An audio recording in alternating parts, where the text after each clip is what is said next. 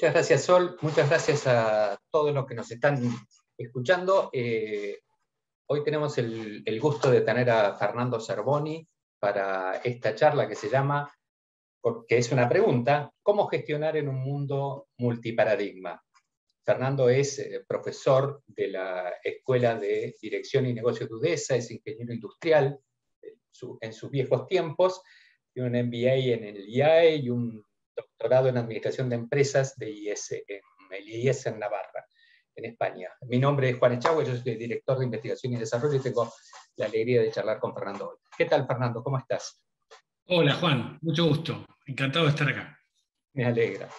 La última vez que nos habíamos reunido en un encuentro así había sido llevábamos 2 meses de encierro y de la pandemia y habíamos hecho una charla tratando de hablar sobre lo que habíamos aprendido en esos 2 meses comparados con estos 18. Nada, me acuerdo bien de esa charla. No vamos a hacer la lista de qué cosas acertamos o no, digo, algunas acertamos. Pero me acuerdo que vos estabas preocupado en ese momento en que, me acuerdo que uno de tus comentarios era que estaban empezando a aparecer especialistas en una situación tan compleja como esa. ¿Sí? ¿Te siguió preocupando? ¿Te sigue preocupando? Bueno, estoy cada vez más preocupado. Ahora ya podemos ver algunas consecuencias, ¿no? Porque en ese momento ¿se acuerdan que los expertos eran los epidemiólogos? Y todo lo que decía un epidemiólogo parecía cierto. Y después nos dimos cuenta de que para algunos más, otros menos, había que considerar la parte de la economía, había que considerar la parte psicológica. Después, cuando nos metimos con la educación, también se vio que muchas de las cosas que decían ciertos especialistas no eran ciertas. Pero en temas de management también empezó a pasar que los expertos de siempre. ¿Y en qué contexto hablo de experto? Hablo de experto de alguien que tiene mucha experiencia, ¿no? Que yo llamo para que me diga qué hacer en una situación donde tengo muchas dudas. Pero estamos en un mundo donde es muy, muy difícil pronosticar el futuro.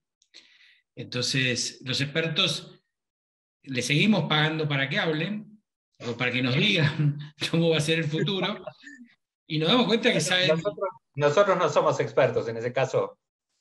Bueno, a ver, a mí me ha costado mucho como profesor en escuela de negocios darme cuenta de que antes podía hablar con una cierta autoridad sobre ciertas cosas y que ahora no debiera usar los mismos digamos, tiempos de verbo, los mismos verbos, ¿no? La misma circunstancia. Por eso es cierto, y de hecho eso ya se ve un poco, ¿no? En los tipos de programas, pero yo le huiría a todo aquel que sabe lo que va a pasar. Ese para mí es el tema más importante. O que te dice, bueno, ¿cuándo va a terminar esto? ¿Y cómo vamos a quedar? ¿Y cómo va a ser el trabajo del futuro?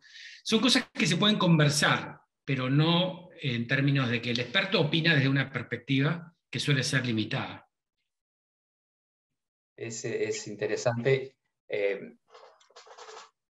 cómo traes cosas como para hablar de organizaciones y de gestión, traes de manera continua cosas que están afuera, que yo imagino, mi visión limitada, digamos, que están afuera de las organizaciones. Las charlas tuyas y estas conversaciones siempre empiezan hablando de cómo está el afuera para llegar desde afuera hacia adentro, digamos, o estoy inventando yo.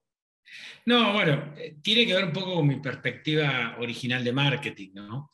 Siempre la visión tradicional de marketing, cuando lo hacemos bien, es traer el afuera hacia adentro. Y una de las cosas que más me gusta decir siempre es, si afuera hay mucho lío, cambio violento, nuevo modelo de negocio, nuevas formas de trabajar, nuevas herramientas, internamente, adentro de la organización, debiera pasar lo mismo, deberíamos tener el mismo nivel de lío. Y siempre digo que si adentro de las empresas hay mucha tranquilidad, en un entorno muy complicado, me parece algo raro. Me parece que hay como una desconexión, es como que le faltan ventanas o le falta ventilación a esa empresa, ¿no? Tampoco entonces, entiendo, entonces por eso decía que tampoco hay muchos especialistas para lo que pasa adentro, digamos así, en este momento. Sí, estamos complicados porque estamos todos intentando hacer lo que hicimos claramente en los últimos años, que es buscar un nuevo normal, buscar una nueva forma de operar, que nos digan cuál es la nueva forma de operar, que estamos muy acostumbrados a copiar. El problema, Juan, es ¿qué copiamos? ¿Por qué? Porque, a ver, uno se vuelve loco tratando de copiar a las empresas que le van bien ahora. Pero que le vaya bien ahora puede significar que hicieron muchas cosas antes, o tenían ciertas habilidades que nosotros no tenemos, o están en circunstancias, porque por más que el entorno pueda ser visto como complicado o complejo, es palabras que para nosotros tienen sentido especial, no todas las empresas están en la misma situación. Entonces hay un problema con los expertos que normalmente vienen con una herramienta, y esa herramienta tratan de ponerla en todos lados. Me gusta más la caja de herramientas, pero bueno, es algo que por ahí conversamos un poco más adelante. Sí. Es ese tipo de cosas que vos lo llamás los lugares comunes en que hemos caído. Sí, los lugares comunes son, hay un nuevo normal, expertos que me den recetas, copiar a los que saben, llevar todo lo que tenemos a lo nuevo. A ver, por ejemplo, si no haces Big Data no existís, o si no haces inteligencia artificial no existís. Lo cual yo no digo que no haya que hacerlo, siempre que se pueda hay que hacerlo. Siempre que se pueda, siempre que tengas los datos, siempre que tengas las posibilidades, siempre que después puedas hacer algo con eso. ¿Sí? Entonces, hemos caído en un montón de lugares comunes por la historia y por una necesidad que tenemos los managers, que es de decidir y rápido, y estar ejecutando rápido algo y buscar que nos hace eso que vamos a ejecutar, que nos va a ir bien, y alguien que nos diga que eso va a funcionar. Eso, cuando vos decís que nosotros le damos un sentido específico, los que quieran buscar en el canal de YouTube de Praxia, tenemos algunas charlas que hemos compartido sobre el marco de Cunevin y esas cosas, sobre los ambientes donde uno toma decisiones, donde están los complejos, los complicados. Yo las últimas veces utilizaba ese marco para contar que los ingenieros suelen pensar en un marco particular, en el marco de lo complicado, los científicos en otro marco, en el marco de lo complejo, y la gente de operaciones en el marco de lo claro, donde está claro lo que tenés que hacer, digamos, o sea, donde uno puede dar instrucciones, pero en general yo me detengo en señalar cómo eso puede... Me detengo en señalar que eso ocurre, y le digo a la gente, bueno, y eso es un lío bárbaro, porque tenés que arreglar, por ejemplo, en MLOps y en estas cosas que estamos hablando, de inteligencia artificial, cuando uno trata de ponerla en producción, el gran lío es poner a trabajar gente que tiene esas distintas formas de pensar, o que tiene su forma de pensar preferida, como tenemos todos, creo, pero que la tiene en dominios diferentes. Pero me parece que vos tenés una visión un poco más elaborada de eso, me parece, de cómo se mezclan esas cosas, ¿o no? Sí, y además te agrego dos entornos más divertidos a esos que vos hablaste, al tema de lo claro, que es lo herramental, donde la gente técnica se maneja perfectamente y no hay que sacarlo de ahí porque andan bárbaros, o los ingenieros que van a lo complicado, a hacer grandes obras, proyectos, que es clásico de manager, ¿no? O sea, y los científicos que el año pasado vimos cómo operan, ¿no? Porque una de las cosas divertidas que hablamos el año pasado es que a la ciencia estaba siendo tan expuesta, y la ciencia tiene búsquedas, tiene verdades que son momentáneas hasta que encontremos lo que sigue, ¿no? Si no, miren la historia de la ciencia, tanto de la ciencia, podemos buscar la física o la biología. Hay dos entornos más divertidos también, que son el que pasó el año pasado, al principio de la pandemia, que es el caótico. Es cuando se caen restricciones importantes y de pronto no valen nada de las cosas que veníamos haciendo, y tenemos que actuar antes de poder evaluar. Y eso pasa mucho hoy en las organizaciones, donde hay que tomar una decisión de decir, ¿cómo salimos con lo que tenemos?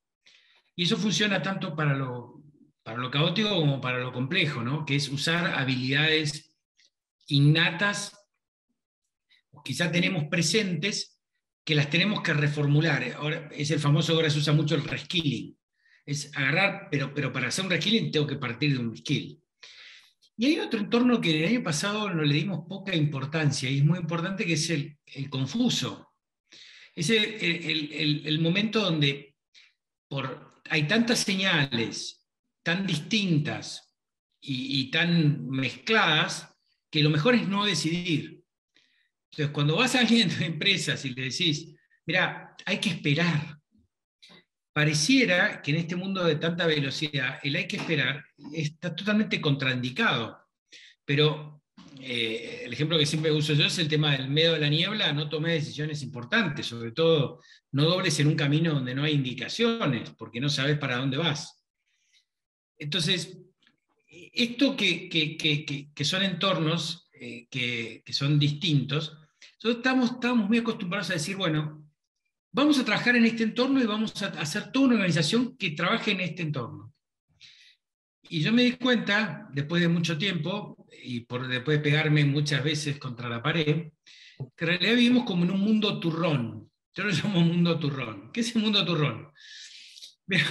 Ustedes vieron que hay muchas consistencias, pero cuando uno mira un turrón y lo corta, ¿qué encuentra? Encuentra que es un turrón, pero hay muchas consistencias dentro del mismo producto. Entonces, y uno ya sabe a dónde morder, sobre todo los que tenemos ya un poquito de años, sabemos que hay que morderlo en ciertos lugares. Significa un mundo turrón. Un mundo turrón es un mundo donde todas estas cosas pasan todas al mismo tiempo. Donde a la mañana estoy resolviendo un tema complejo y a la tarde un problema técnico. Y por ahí tengo que tomar algo que pasó ayer. El Banco Central decidió cerrar la importación, se cerró la importación de la carne, y qué hago yo con las cosas. O sea, eso podías estar preparado, pero normalmente no lo estás. Entonces, acá hay un problema, que es lo que yo llamo la gestión en mundo multiparadigma, que es, ya no podemos buscar organizaciones monoparadigma. O sea, y todo esto que hablábamos de el cambio de paradigma, que fue lo que hablamos durante muchos años, el paradigm shift, yo hoy quisiera proponerles, y a ver cómo les suena, el paradigm add, o sea, meterle más. O sea, las organizaciones tienen que manejar varios paradigmas al mismo tiempo. Y esto se va de patadas con un montón de estos supuestos de management que tenemos, ¿no? El primero es el best practice. El best practice solo puede funcionar en entornos claros. Como mucho en un complicado puedes usar un better practice, pero en un entorno complejo, caótico, es el practice que podés, es el emergente. El que tenga. Lo que te va saliendo. Vos vas caminando y vas aprendiendo y vas diciendo, a ver, esto, la gente dice, es imposible trabajar así. Obviamente, para una mente que busca un best practice es imposible, porque vos no podés planificar con toda precisión lo que va a pasar. Pero si vos salís de exploración, y ha pasado en la historia, los grandes exploradores salían, es el ejemplo que siempre damos, ¿no? ¿Para dónde se preparó a ir Colón? Colón las Indias. Creía que iba a las Indias, Japón. ¿Y cuánto tiempo pensaba que iba a tardar? ¿Y qué llevaba adentro del barco? Y no pensemos en el Elcano, que dio la vuelta al mundo, ¿no? En ese momento. O sea, ¿qué llevas en la bodega? ¿Qué te pones? Si no, piensen en Marte. En la primera expedición a Marte, que la estamos planificando, ¿qué meterían adentro? Por eso se hacen tantos experimentos, ¿no? Entonces, yo creo que a las compañías les falta mucho esto de tratar de manejarse en gestiones multiparadigma. Porque lo que vos estás diciendo, a ver si lo entiendo bien, no es dejar la organización que tenés y prepárate para el viaje a Marte porque va a ocurrir, que es un poquito lo que ponele que decíamos la década pasada, o no sé, hace 1000 años antes que empezara la pandemia, sino que lo que me estás diciendo ahora es, ya estás en el viaje a Marte y además tenés que pagar las facturas y además tenés que hacer el mejor plan posible para cosas que se van a planificar, como instalar una red eléctrica, digamos, ese tipo de cosas. O sea, Sí. no tenés que elegir, o no podés elegir. A veces podés elegir y a veces no. Ese es el otro problema.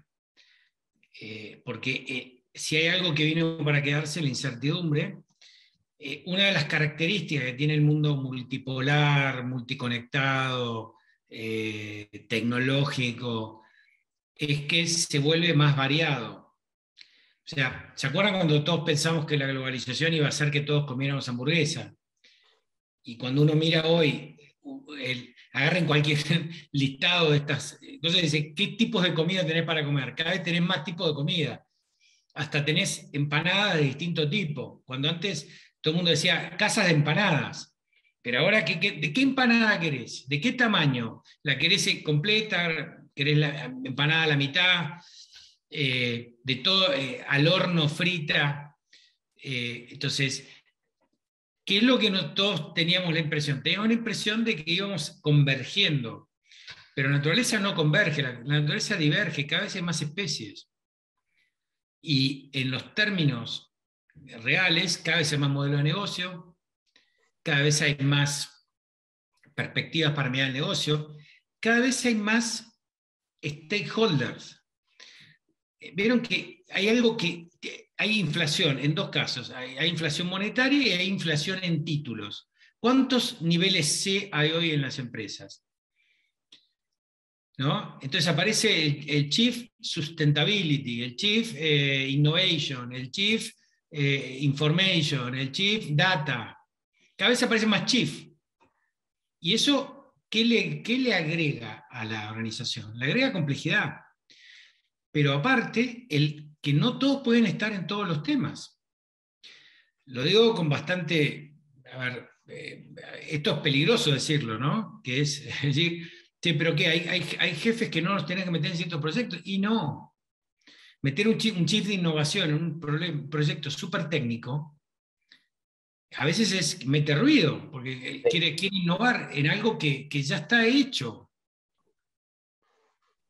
Sí, pues, si lo entiendo bien, vos me estás diciendo que ese lío que tenemos, por ejemplo, en MLOps, que tenemos que poner a conversar gente de distintas especialidades y decir, y acá esto y el otro tiene que conversar con otro, va a pasar en todos lados, digamos, que está pasando en todos lados. Y hay una cosa que a mí me preocupaba, que no lo teníamos conversado en esto, pero alguna vez lo charlamos, que era bueno, nosotros estamos en una organización bimodal o multimodal ahora, en Praxia, y siempre me ha quedado la pregunta, mire, ¿cómo hacemos después, digamos? En alguna fantasía mía, quizás porque nací en el siglo pasado, las organizaciones bimodales iban después a confluir los dos modos e íbamos a inventar el modo, no sé, algo. Que iba a pasar algo que iba a volver a ser uno. Y vos me estás diciendo, no, va a ser peor. Peor. No va a ser peor. Va a ser diferente, pero no va a ser una confluencia hacia una uniformidad, digamos.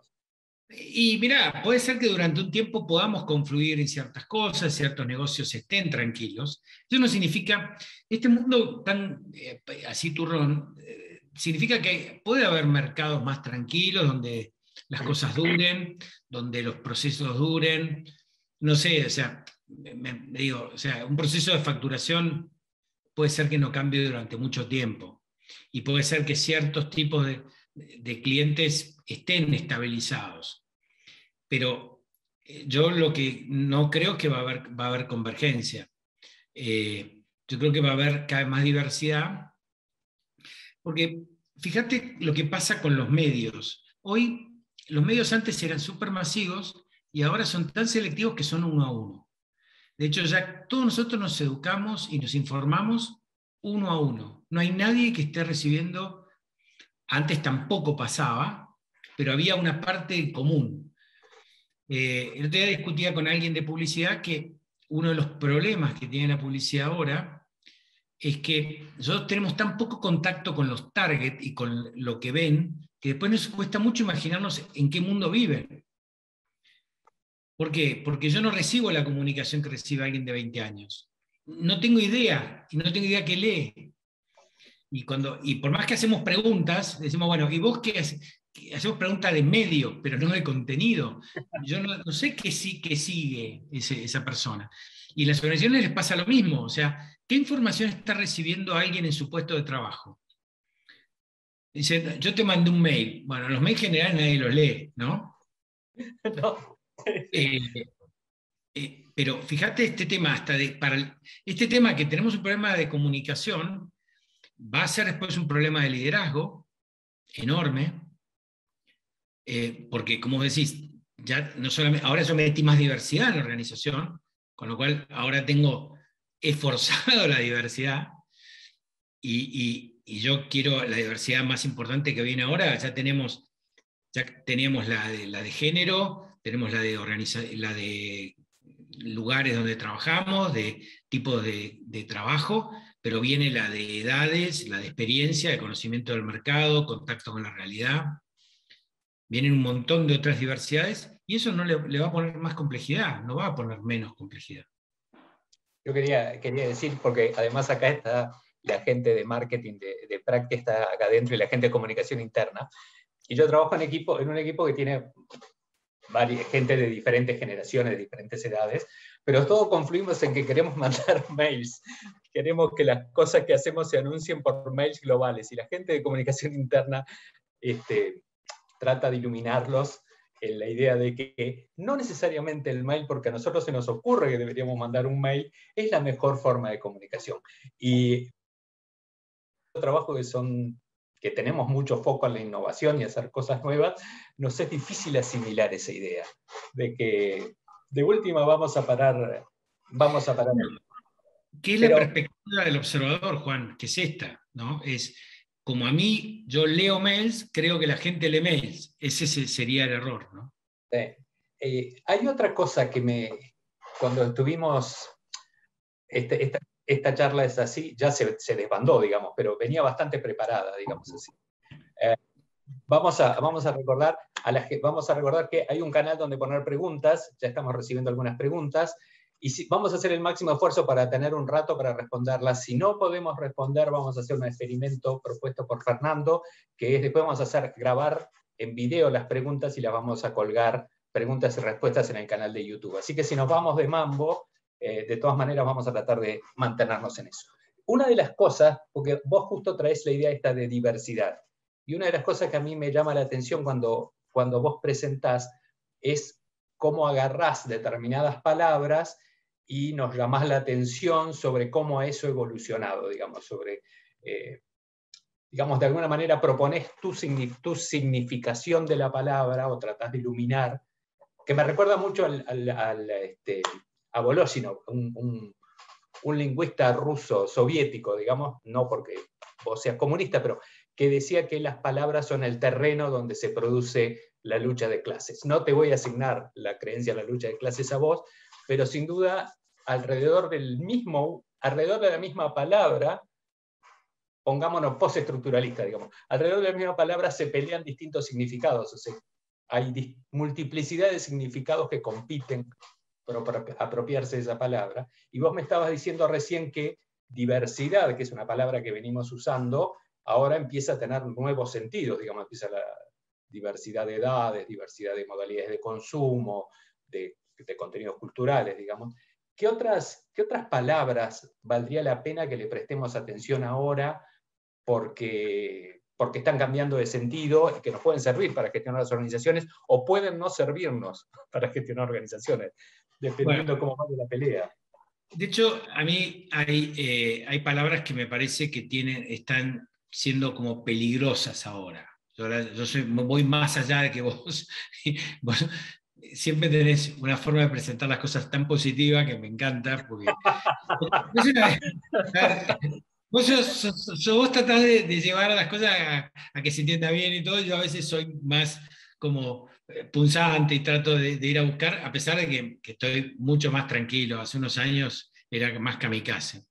Pero, por ejemplo, tenemos palabras que usamos todos. Una palabra es omnicanalidad, por ejemplo.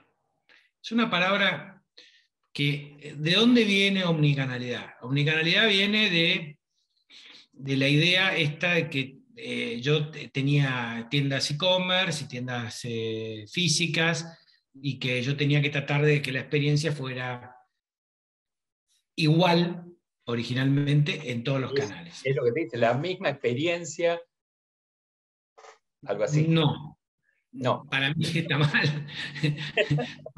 Porque si yo uso distintos canales, quiero experiencias distintas en distintos canales. Otra cosa es que tenga a veces lo mismo, los contenidos parecidos, o tenga el mismo stock, o que tenga las mismas ofertas.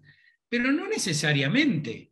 ¿Por qué? Porque yo a veces, yo tengo esa posibilidad de elegir. Ahora sé que están las dos cosas. Y yo por ahí quiero en algún lugar tocar y en otro lugar no tocar. En un lugar quiero que me lo manden a mi casa, en otro lugar quiero llevármelo. Entonces, esto pasó con la comunicación 360. ¿Tenemos el mismo mensaje en todos los canales? No, porque no todos los canales llegan al mismo momento del funnel. No llega al mismo momento del funnel, es el proceso de compra, o no llegan al mismo momento del customer journey, como lo sabemos llamar, y uso todas las palabras en inglés para ver que estamos actualizados. Pero después, customer journey y funnel son cosas, son herramientas que yo le pongo a 4 o 5 de marketing a que me los dibujen y no me van a dibujar todo lo mismo. ¿Por qué? Porque primero, ya el embudo, como veíamos antes, del túnel ya no existe tal cual. La gente va por loops. Y no es el mismo embudo cuando compro por primera vez que cuando estoy recomprando. Porque una de las cosas que importa hoy a la gente es que todos tenemos muchas identidades. Ya no somos un segmento. Yo soy distinto, como abuelo, como padre, como hijo, como yo, cuando no tengo esa identidad. Fíjate, para cualquier categoría, tomando vino, una cosa es el vino que tomo con mi viejo, uno es el que tomo yo, otro que tomo con mis amigos, y otro el que llevo a un asado. Entonces, esa circunstancia, en teoría yo soy el mismo segmento, pero voy en lugares distintos. Y otra cosa es la urgencia. Si estoy yendo a un lugar y no compré nada, paro donde puedo y compro lo que puedo. Entonces, ¿qué pasa? Nosotros tratamos de decir, miren, un solo tema, un solo nivel de servicio, una propuesta de marca. Nuestra propuesta de marca. Nuestra propuesta de marca. Y yo te pregunto, ¿tiene que ser una? Yo digo acá que hay que usar, a ver, metáforas personales, que es esta. Yo no soy el mismo con todo el mundo, ni Juan, ni nuestras mismas interacciones, no nos tratamos siempre igual. Entonces, ¿por qué yo tengo que tener una sola propuesta para Juan? Es como yo diría, hola, soy Fernando Zerboni, soy ingeniero. Y repetimos eso mismo. Otra cosa es que yo tenga una identidad, que tenga ideas, tenga comportamientos. Por ejemplo, hoy está bueno discutir temas de actualidad y a veces ponerse serios y a veces ponerse no serios. Porque hay temas que no se puede tratar con seriedad. Supongamos que ibas a hacer algo y cerraron por COVID.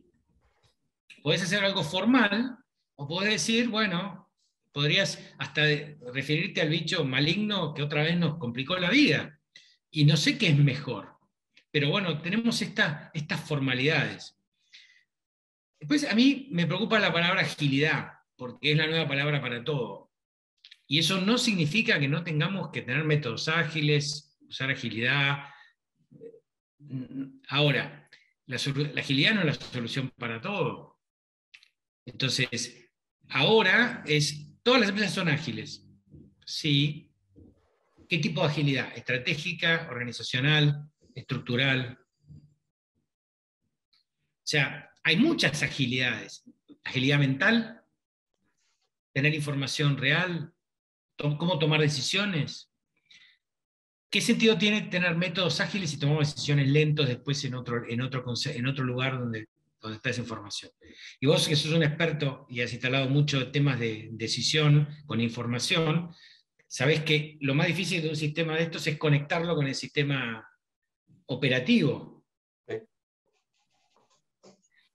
porque son las palabras los que cambian. Entonces, yo les diría, hay ciertas palabras peligrosas que habría que trabajar pensando en esto, pensando en el mundo turrón, pensando en las transiciones, pensando que a veces estamos explorando y a veces estamos explotando, que son todas las palabras reales que usamos, pero que no las estamos bajando a la realidad. ¿Qué querés decir con eso de las transiciones?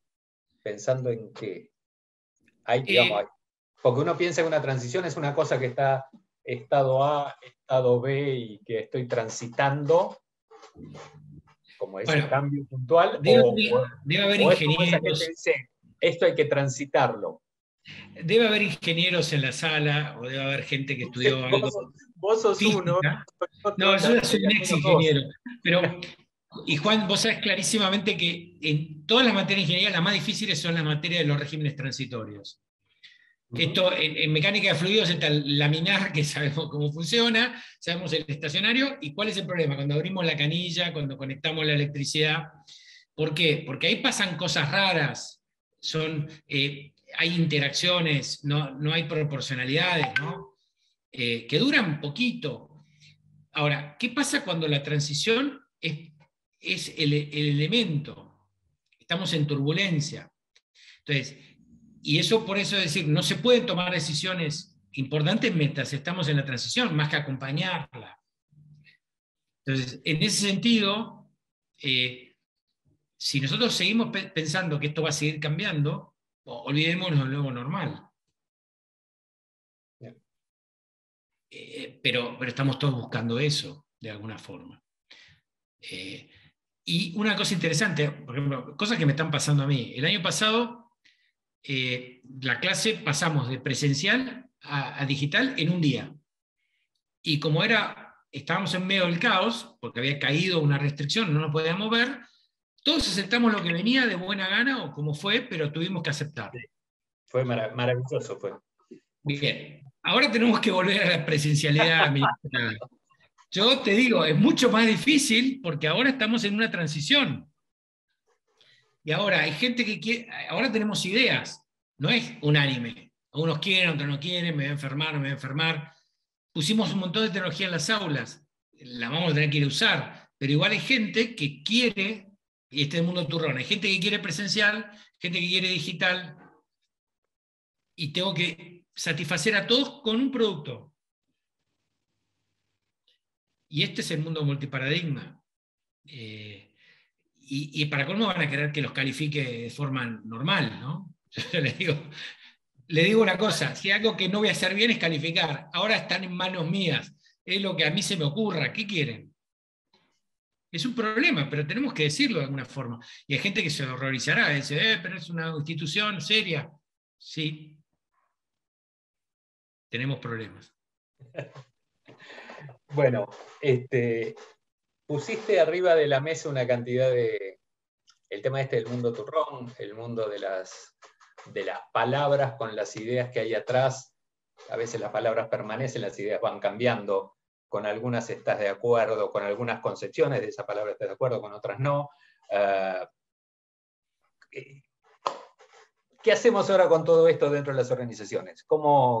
¿Qué sale pollo al horno? ¿Qué podemos intentar? No sé si vas a decir qué es lo que puede salir, digamos. ¿Qué podemos intentar? Me encanta esto, me encanta el cambio del tema. No qué tenemos que hacer, ¿qué podríamos probar? No me vas a responder, es que si yo te lo pregunto me vas a decir que no hay, por eso te pregunto eso. Sí hay. Hay algunas cosas. Primero, entender que estamos en transiciones. Y fíjate que cuando yo estoy haciendo una remodelación de una casa, hay un concepto que me encanta que están usando mis amigos de Cognitive Edge, de Snowden, que es el de los andamios. Cuando vos estás remodelando una casa, pones un andamio. Un andamio es una estructura que pones temporaria mientras haces la construcción. Ese concepto en las organizaciones es que nosotros pensamos que una vez que vamos a poner algo va a quedar para siempre. Si empezamos a pensar en andamios, andamios conceptuales, ¿no? Una estructura, un proceso, algo que va a ser transitorio, que va a estar durante un tiempo, que va a sostener. Y la gente está siempre pensando en permanentes. Está pensando en trabajos permanentes, en puestos permanentes y no en transiciones. La otra cosa que es interesante, que lo publicó un profesor que se llama Baruso, que que es un tipo de recursos humanos que piensa bastante, hay un artículo divertido sobre el tema de los tiempos, que unos son los tiempos, tiempo físico, ¿no? 2 días, una semana, esos son los tiempos de cabeza. Estamos como, o del proceso, o del ciclo. Estamos como, no estamos considerando los tiempos humanos. El tiempo que a mí me lleva a dar la vuelta, y te acordás que el año pasado pusimos la película de Sully, y que ellos no consideraban el tiempo el tiempo que tuvo que aterrizar el avión en el Hudson, que los simuladores no consideraban el tiempo que él tardó en tomar la decisión. Entonces, pedirle a una organización que está en shock que decida rápido, hay que dar un cierto tiempo, y a la gente también. Cuando vos le decís, te voy a cambiar de trabajo, ahora tenés que venir a la oficina, lo más probable es que al principio entre en shock, porque tiene que rehacer su vida. Entonces, el tema de los tiempos. Y lo último que me parece importante es este tema que siempre hablamos de estos conceptos de las cosas que tenemos que tener al mismo tiempo. Caja explotación al mismo tiempo que futuro exploración. Al mismo tiempo. No es más o, es y. ¿Sí? Es el momento de adicionar y es el momento de la eficacia versus el momento de la eficiencia en muchas cosas. Las cosas no nos van a salir bien de entrada, no vamos a tener un montón de cosas, entonces hay que relajar la eficiencia para poder ser eficaces, porque de vuelta el problema es cumplir con lo que tenemos que hacer. Y esto nos trae un montón de problemas organizativos porque hemos puesto un montón de tableros de comando muy concretos, muy precisos, para medir la incertidumbre. Yo les diría, ¿cuál es el error de esos nuestros tableros? Y yo volvería a la teoría de errores que en ingeniería nos enseñaba mucho. Es, si el error de tu instrumento es más de lo que querés medir, no lo uses.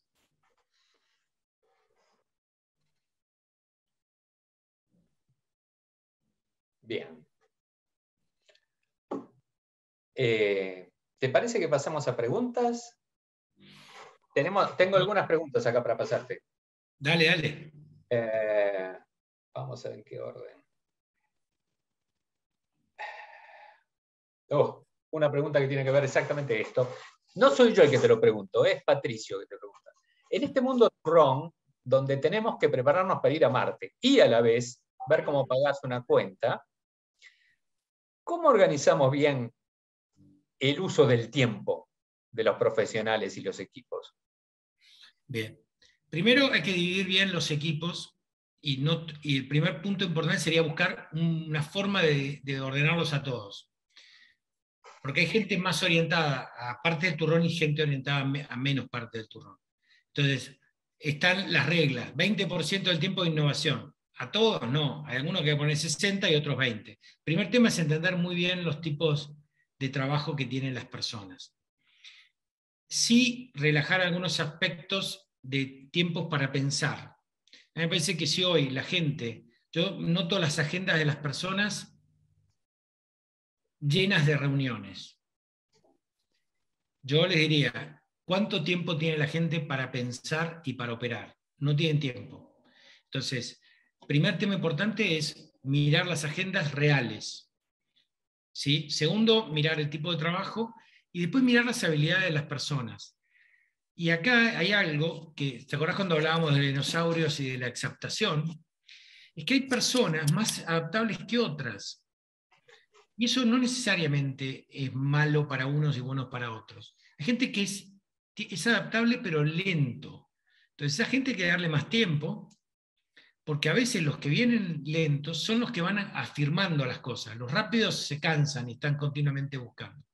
Entonces yo te diría, primero entender mucho más la diversidad, hacer espacio en las agendas para tener tiempo, y después tener equipos bien enfocados en distintas cosas, con espacios de diálogo y de conversación, para que no haya grieta después internamente.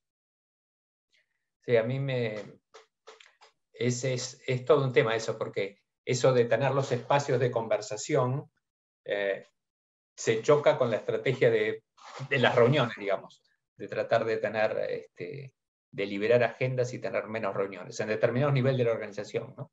Yo soy de los que trato de tener menos reuniones y más momentos de conversar con la gente, digamos. Y le digo a la gente, llámame. Prefiero que me llames y arreglarme para conversar a que me pongas, aunque trates de ponerme una reunión que no vas a poder. Entonces, Está bueno lo que decís es que no usar cámara, por ahí te cambia el formato, que volvemos a la conversación. Hablábamos bien por teléfono antes, teníamos muy buenas conversaciones, ahora las hemos perdido. Y el otro tema son los cafés virtuales o elementos de hacer reuniones que no tengan un contenido concreto. Eso es un desafío, realmente. Bueno, armemos cine debate. A ver, Juan, a ver, volvamos a cosas muy tontas como esto de poner un video y que a ver qué la gente qué opina. Tenemos un estímulo y ¿qué opinás? A ver, estamos todos, el otro día tú te preguntabas las herramientas, estas herramientas colaborativas, funcionan muy bien para hacer este tipo de cosas. Bien. A ver, de Daniel.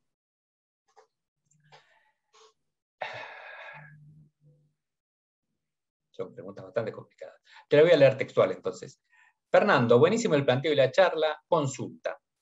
Con esta incertidumbre aparece la necesidad de la evidencia, entre comillas, evidencia. Decidir con evidencia. La gente pide evidencia para sustentar lo que está haciendo, lo que quiere hacer. ¿Cuál es el rol que vos ves en todo esto para la evidencia? ¿Y qué corno puede ser esa evidencia? Claro, es una palabra de esas que tienen significado distinto. Evidencia, certeza, no la vas a tener. Evidencias son, en los últimos 3 días pasaron estas cosas, vamos a explorar por qué están pasando, eso es evidencia. Cuando vos estás en movimientos así, que van cambiando, también tenés que mirar más las tendencias que los hechos concretos. Y a veces son esas weak signals, las señales débiles. Y esas señales débiles por ahí requieren un experimento rápido para comprobar si son débiles o hay algo atrás. Entonces, el punto es qué significa evidencia. Y la otra cosa de la evidencia es, si yo a la gente, y esto es un tema que yo le pido evidencia, yo le pido a él evidencia en cada cosa que hace, él me va a pedir que yo también le dé evidencia de por qué le pido que haga esas cosas. Entonces acá tiene que haber un andamio a veces de decir, bueno, relajamos alguna cosa para ir a buscar ciertos datos, y hay que empezar a mirar un poco lo que yo decía, por ahí en algún momento lo dije, pero pasó muy rápido, que es cuáles son los conceptos que tenemos atrás, ¿no? Que es, vos tenés que ser muy eficiente. Entonces, es muy difícil para alguien que tiene en su sueldo un porcentaje muy alto para llegar a fin de mes por ventas, que esté haciendo pruebas. Nadie va a probar. O sea, hay que revisar más conceptos. Entonces, yo diría, hay que ir a evidencia un poco más suelta y más de intuitiva. Hay que abrir espacios y hay que mirar muy bien los procesos que tenemos metidos atrás. ¿Cuál sería el andamio ahí, el rol del andamio que estabas diciendo? El andamio es, vamos a probar algo por un tiempo a ver si funciona. Y vamos a mover un rol. Y vamos a cambiar este proceso durante un tiempo, a ver cómo funciona. No decidí cambiarlo, no rompí toda la casa, ¿sí? Sino, o lo pongo para poder pintar la pared. Es una pared donde es difícil llegar, armo un andamio para pintar esa pared. Pero sé que es temporario. Las organizaciones, lo temporario no es una muy buena palabra. No. En ninguna dimensión. En general no estamos muy acostumbrados a eso. Hay otro tema, otra pregunta de Daniel que tiene que ver con esto, me parece, con la cuestión de temporalidad, que apareció más o menos cuando vos hablaste de esto, de que a veces hay que esperar para decidir, digamos. Y lo que Daniel dice es objeción 01 de esas cosas, que es, Cuando no decidís, estás decidiendo algo, porque de última emprendés una acción, así sea una acción por defecto, digamos. Y pone justamente el caso de la presencialidad, no presencialidad en las aulas. Obvio que es un tipo de decisión el esperar a tener mejor información y a entender mucho mejor a dónde estoy parado. Es una acción, pero es una acción que significa no tomar otra acción, ¿sí? Porque a veces estamos demasiado apurados para decidir en el medio de una tormenta o en medio de una niebla. Y a veces la mejor decisión es esperar. Lo que pasa es que hemos estado entrenados, y esto es contradictorio con otra cosa, por eso es paradójico, que es en un mundo rápido, si te parás a pensar, viene otro y te pasa. Pero acuérdense que también en este mundo está lleno de exitosos que duraron poco. Entonces están todos los ejemplos. Hoy, por suerte, casi con ejemplos podemos hablar de cualquier cosa y encontrar gente que ha hecho cosas extrañísimas y le fue bien, y gente que hizo cosas perfectas y le fue mal. Entonces, yo entiendo, pero yo te diría, si pensás bien, hay circunstancias en las cuales vale la pena esperar. Y eso no está tampoco, yo no lo veo mucho en muchas organizaciones, porque se ve como cobarde, ¿no? Sí. Bueno, tenemos ahora un caso, me parece que hay un caso clarísimo, bueno, a mí me parece que es claro ahora, que es con la llegada de la variante Delta, digamos. Que es como que tiene que llegar, pero no llega. Y entonces, ¿qué hacemos? ¿Ponemos cara de que no va a llegar, digamos, y actuamos como que no va a llegar? ¿O seguimos aguantando la situación como que estamos esperando la llegada de la variante Delta, digamos? Vieron que hay ciertas cosas que son raras, ¿no? Vieron que al principio de la pandemia, no sé, en África no, parecía que no pegaba muy fuerte el virus, que la primera variante parece que en África no entraba tan fuerte, y después llegaron otras que sí entraron. Y puede ser que la Delta le pegue más a los europeos que a nosotros, yo qué sé. A ver, después vamos a enterarnos, ¿sí? Pero como estamos tan conectados y corriendo tanto, por ahí ahora, no sé, yo de esto no soy un experto, pero seguimos mirando contagios. ¿Es contagio la variable que hay que mirar? No sé. Porque aparentemente vieron que había tasas muy distintas entre contagio e internación, contagio por edad, es muy variado y están llenos de estas curvas de impacto variado, ¿no? Vieron que las caídas de la industria hay sectores que van bárbaros y sectores que van horrible. Bueno, ese tipo de curvas debe pasar en muchísimas cosas hoy. La verdad que no tenemos tanta información. Y una de las cosas que puede pasar con la variable Delta es cómo medimos en Latinoamérica. Y yo creo que somos malos, muy malos midiendo. Entonces, no sé si si tenemos información correcta. Ok. A ver si tenemos tiempo para alguna pregunta más. A ver, para acá, ¿qué tenemos? Ya, estas están. Bueno, me parece que estamos cubiertos. Acá había una pregunta anterior, que es, quizás la idea de usar la noción de paradigma es lo que atrasa, digamos. Quizás la forma como estamos pensando los modelos nos restringen. Sí, es el tema de que nosotros, por lo menos, yo la primera vez que escuché la palabra paradigma, y la mayor parte de la gente ha escuchado lo mismo, fue cuando empezamos a hablar de que venía un cambio de paradigma, ¿no? Entonces todos fuimos a leer a Kuhn. Y eso hablaba de las revoluciones científicas, ¿no? Y decía que había algo que reemplazaba a lo anterior. Pero tiene razón, por ahí no es para adicionar, por eso usamos este título provocativo con Juan diciendo el mundo multiparadigma, por ahí eso no existe, porque el mundo, técnicamente yo no estudié tanto eso, ni soy tan filósofo. Ah, ya entendí el tema. Sí. Pero entonces el título lo que estaría diciendo es, vamos a ver si entendemos el título de la charla de hoy. si estamos de acuerdo. Lo que vos estás diciendo es, entre las formas de pensar las organizaciones y la forma como pensamos distintas organizaciones, se nos hace muy difícil ahora tratar de elegir. O sea, no es valiosa la iniciativa de elegir. El problema no es tengo que elegir la forma como voy a organizar. Lo que está en juego, que hace mucho tiempo se dice, no es que vos igual tenés que elegir porque tenés que elegir en cada circunstancia, pero lo que está más en juego es el one size fits all. Usamos esto para todo.